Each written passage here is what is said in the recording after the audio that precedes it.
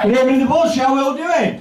Hey, Dave, can you turn the mic on the audience up, please? I can't fucking hear them. How are we all doing? It's a little bit. We used to be a fucking audience in here, I remember. So yeah, I've had a weird day, man. I woke up, opened my bin this morning, and a fucking wasp flew out. I was mortified. I mean, what kind of sick fucker throws a wasp in the bin? Called it all this PCA, I did. Yeah. I decided to head out into town, and I was walking through town. I thought, wow, I just see my doppelganger. So I went bounding over, excited as fuck, thought I'm going to introduce myself. And I get there, it's not even him, just a bloke who looks like him. And then bam, jackpot, chanced upon a hatful of money, got well excited, scooped it up, then some bloke with a guitar started chasing me. So I'd had enough of my exploits outside. I thought, fuck this, I'm going to go home and go and treat myself something nice to eat. One of my friends told me recently that to know whether pasta's cooked or not, you throw it at a wall and if it sticks, it's done. You've heard this, yeah? Fucking lasagna ruined. Pardon my French, but there's lots of it, so buckle up. I've got about 3 minutes if I chop the word fuck out of myself. Okay, I'll tell you a bit about me. I'm 36 now. No, I'm not, that's a lie. I'm 37. I wrote this bit when I was 36. It's like I'm desperately trying to cling on to my youth, but not misguided enough to believe I could pass for 20 odd. Same. So I'm 34 now. I didn't think I'd live this long. I had a midlife crisis at 14. I get with a girl half the age at that point. It was not appealing, so I went out and got a really big fucking skateboard. And I grew up in a tin pot town in the middle of nowhere. It used to be a one-horse town, but the locals melted it down for glue to sniff. Whatever gets through the day, eh, Tommy? And I was out one day on my skateboard, knocking kids and buses flying, when I had a sobering thought, after the glue wore off. I thought, I don't know anybody who's left this town and not been on a Group 4 bus. It's not good, man. I'm doomed to go to prison. I'm too pretty for prison. Don't look at me like that. And it was about that time I found drugs, because glue weren't cutting it anymore. Any heroin users in? So was the quiet ones. Every year, thousands of heroin users try to quit injecting drugs, but it's usually in vain. And you know, I'm not going to lie to you, drugs aren't good for your ongoing education. I was 31 before I learned there was a 5 o'clock in the morning.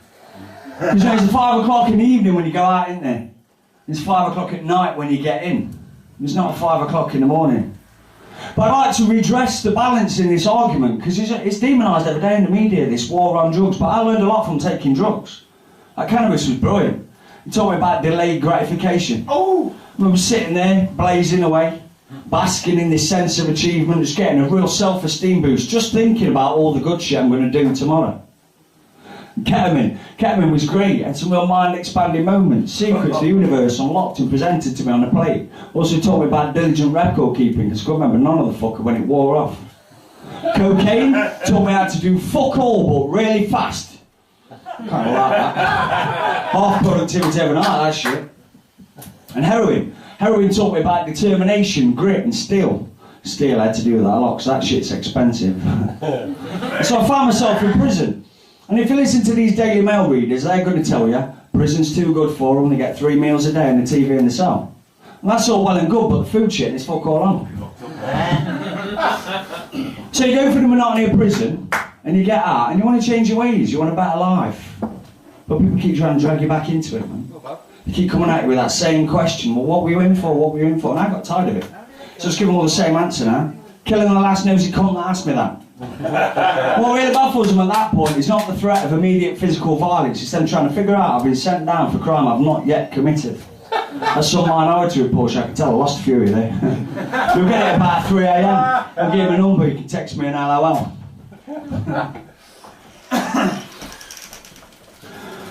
So, Right, you. Huh? What about you? You want to know more about me? Okay, I'll do what I can. See, I'm not a very practical man.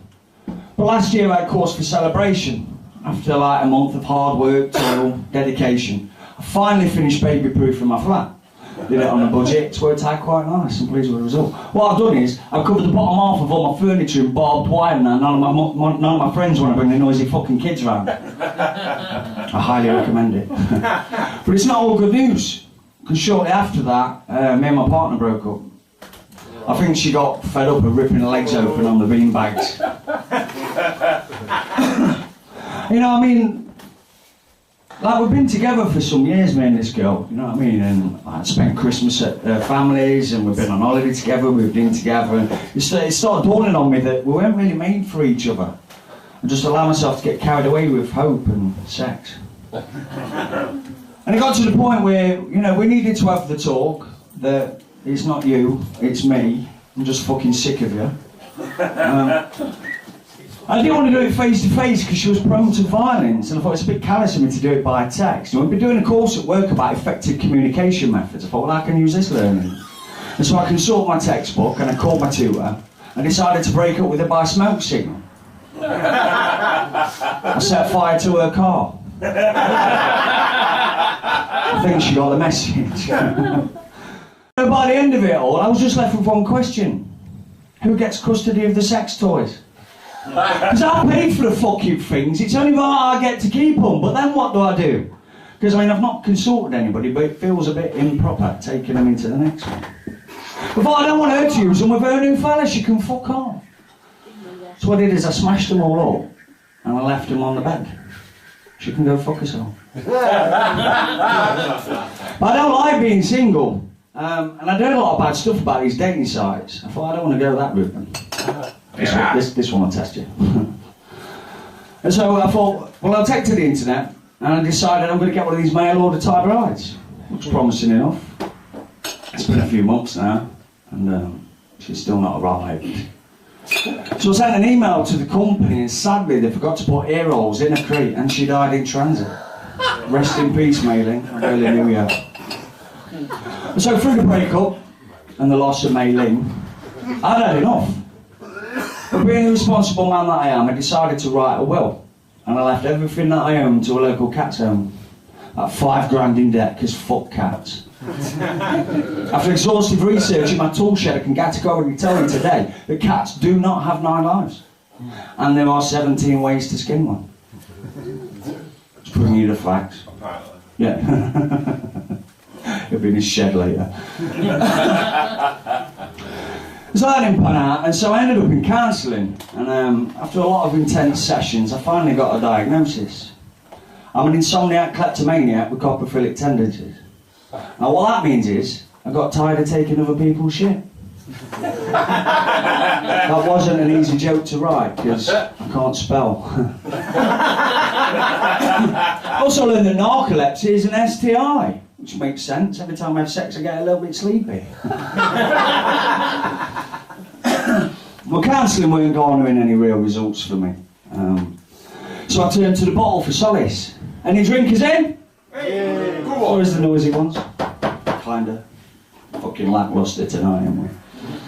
And I remember a time, you know, I'm jealous of you people, I remember a time I used to be able to go out, have 2 or 3 beers, leave at a reasonable hour of 10:30 at night, get myself something nice to eat, get home, initiate disappointing sex with my partner, wake up the next morning, shake off the headache with 2 paracetamol and go to work like nothing had happened. But it got out of hand, man, the drink got a hold of me. And it ended up, every time I went out for a drink, I'd just wake up in the cells praying that the blood on my shirt was mine and the shit on my shoes wasn't. But I may have been reckless in those times, but people used to respect me. They used to call me Sir. Sir, can you come down from there, please? Sir, we're going to have to ask you to leave. Get in the car, please, sir. Mind your head, please, sir. Explains the shape. I'm going to bring you in for a soft landing. I recognise I'm going to scarred a few of you tonight. And so if you have been affected by any of the issues discussed at tonight's show, then please tell some fucker else, because I'm going home. I'd like to leave you on a more positive note, if I may. Leave you with a message of hope, humility and compassion. I was at work the other day, one of my colleagues said, you know, we've got 2 ears and 1 mouth, and that means we should listen more and talk less. I said, yeah, it's an interesting point, Colin, but being you've got 2 legs and 1 head, maybe you should think less and fuck off.